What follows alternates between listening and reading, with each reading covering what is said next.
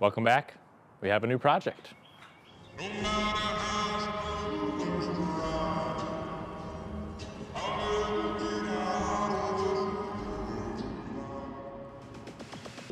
So clearly this is another EV build. We're using a lot of the same components from the Ford build, but this is a Z, 280Z. Xavier and I found this thing on Facebook Marketplace. Good old Facebook. For $500. We drove up to, was it Pennsylvania? It's a Virginia. Virginia, they're the same to me. Little bit past McLean. It was out in the boonies for real. Yeah. It was a the nice guy area. was super cool though. The guy had a 280Z that like a Ferrari kit. Yep. Bonded to it. It was kind of crazy. But yeah, he sold me this chassis, pretty much bare, almost like you see it here. It just had the subframe, and that's it. No doors, nothing. We did obviously cut out the stuff in the front end, cut off the roof, quarter panels, and the rear trunk area, and the floor. Yeah. It wasn't a Flintstone car at the first. You gotta get in there and do the yabba dabba doo.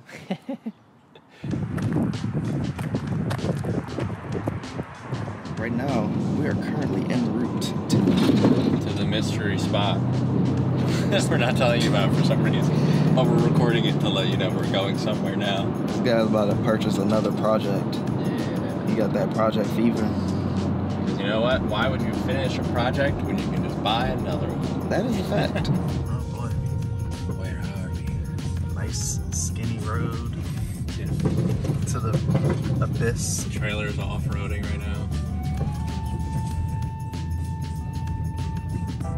There it is.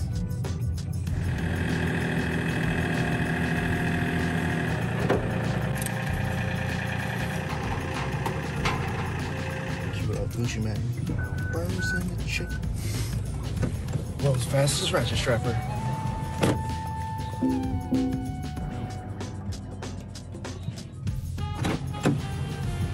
He made it. We get it. World's fastest. With a light turn green. We've officially made it back to Baltimore. We in here. Thank God, dude. Damn, look at that. We've been dealing with idiots like that all day. Thank God. Traffic. Just looking for some chapstick. Don't start again. It's been quite the journey to get back from Virginia. I'm back to life. Had to charge up on the Celsius. Needed my fuel. Y'all don't know about these things. Best to learn. I think they put crack in them, to be honest, because they are a tad bit addictive. Hello, shop. Damn, somebody parked right in that fucking spot. Crazy. Dang is it. Oh boy. So it looks like we have a fresh EV going. Yeah. Fresh. Nice. Fresh. And fresh. What happened to the Ford? So the Ford is still happening. FE32 is still on.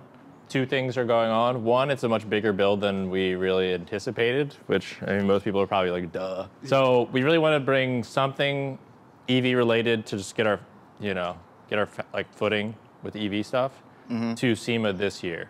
This is going to be our SEMA build, but the Ford is still on. My main thing is I need to market my business so my business can continue making money while I'm doing the Ford. I realized halfway through the Ford, one, we didn't have any parts that were coming in because whatever, shipping stuff. And we still don't have many of those parts now, which is crazy, a year later. But we also I was spending a bunch of time not producing anything for my business, not making any of the Z panels that everybody's been asking me to do. You've seen the current customer Z that we've been making carbon panels for. At the same time, hey, let's bring something to SEMA that actually reflects what we sell. Because you can't go buy a Ford on my website right now. Yeah, no, that's smart. That's smart. But, so we're hoping that we can get a cool, still electric motor, but a different electric motor setup for the Ford, but we will continue that later. What is this? Most people know this is a Z. This is actually a 280Z. He's the 280 god. 240 and 280 god. For real. So we'll just call them S30s just to round out all of them.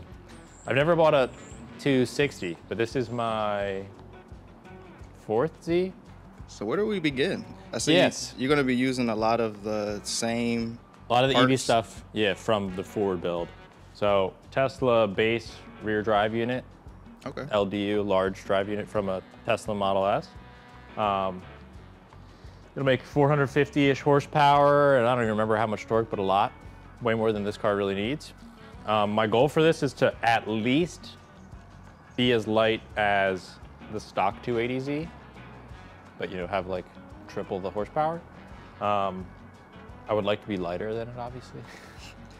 But we're doing even more carbon than my Z has. So dang.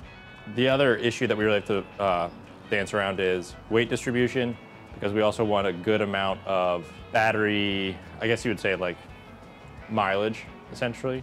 These are the Chevy Volt batteries, well, one of the Chevy Volt batteries. Chevy Volt has 3 batteries per pack. We're using 2 packs.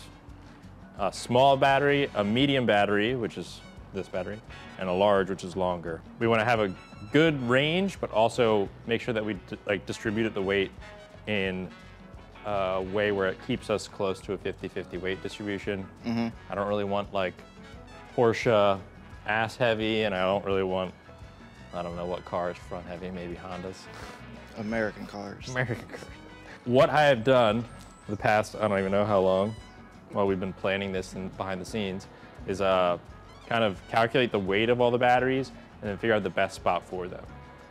So the 2 big, large batteries are gonna go right here, side by side. You can see I bent this steel, cut out this section, welded it in, kind of terribly. I'm waiting for Josh to tell me how bad these welds are. I'll probably have him come back and like hit them all. I just kind of tacked them in there, but I did a lot of tacking. But yeah, so the 2 main batteries are gonna be here. Well, the 2 big batteries, sorry. And that'll be 88 cells out of our 200. And then the rest of the batteries, the 2 mediums and the 2 smalls, are all gonna be the transmission tunnel. But they're a little bit larger than the stock Z transmission tunnel, at least the back section of it. So the back section of it you can see is, pretty narrow. So we will be making our own transmission tunnel and mounting the 2 mediums in a row, and then the 2 small batteries, we're gonna go side by side here where the transmission tunnel gets wider. The 2 front batteries will they're sitting in front of the axle line, and they will distribute the weight from the rear motor, which also sits behind the axle line, but in the rear. And so it's a good balance, I hope. We do have corner balance scales now, so we can kind of weigh it as we set stuff up. I'm excited. Yeah. I always love seeing projects come to life, but it's, like we always say, it's always the joy in building it. Yeah, and planning is fun, but once you actually get to execute some of the stuff, you already got the bug because you started super early. Yeah. Which is smart.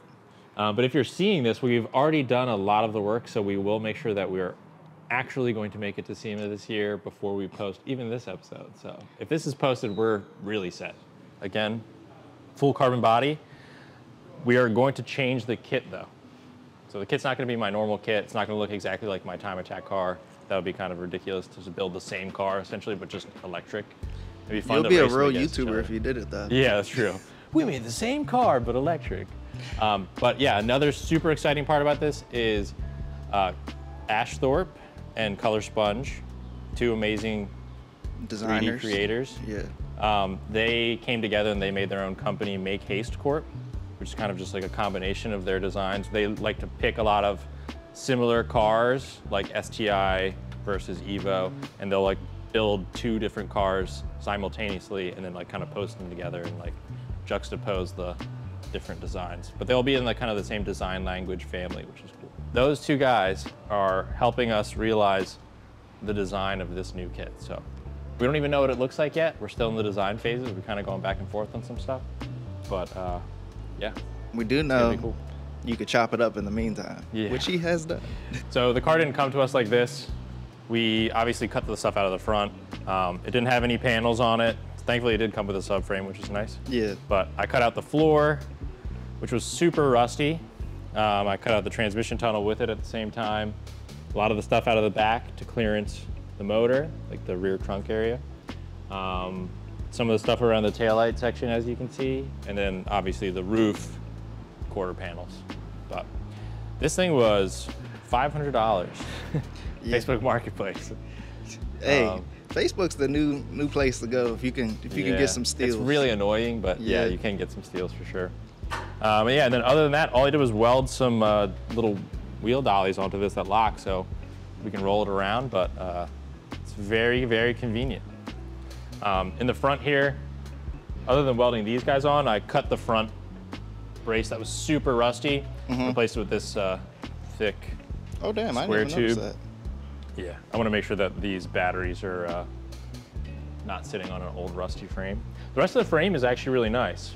I clearly have to replace some other panels. Yeah. I'm gonna hit up KF Vintage and see if they want to jump on board, or we'll just buy the panels from them like we did with the other car. What are our first steps when starting something like this? Main things I really want to get set down are going to be battery placement and getting the motor mounted. Those are the big hurdles just to get it kind of like set up so I can build everything else around it. Like I said, the batteries usually come in a pack of 3, and up until now we've only shown them in the big battery, like it looks like a big T. So what I did was unbolt the batteries. They have like coolant pipes and stuff like that running all through them, so I disconnected all the coolant stuff, took all the old BMS modules off to the top, because they all run off CAN bus for the Chevy stuff and we can't use that. And then I drilled out all the spot welds on the factory mount, like whatever the plate that they come on. And the battery has like little grooves in it, so it'll slide into one of these sides, and then one of these little guys mounts like this, I think. Yeah. It bolts down with some nuts and then holds the battery in. So first step is going to be getting motor mounted and, you know, making these battery mounts and stuff like that. So we have everything set. We can do wiring and stuff from there, coolant routing, all that stuff. Get it to a running, driving car, and then finish off all the other stuff like interior, all the exterior panels. All these carbon panels are all going to be OEM shaped panels until we do the kit with Makehastecorp, and then finish it off from there. Should we do this one matte or gloss? And scene.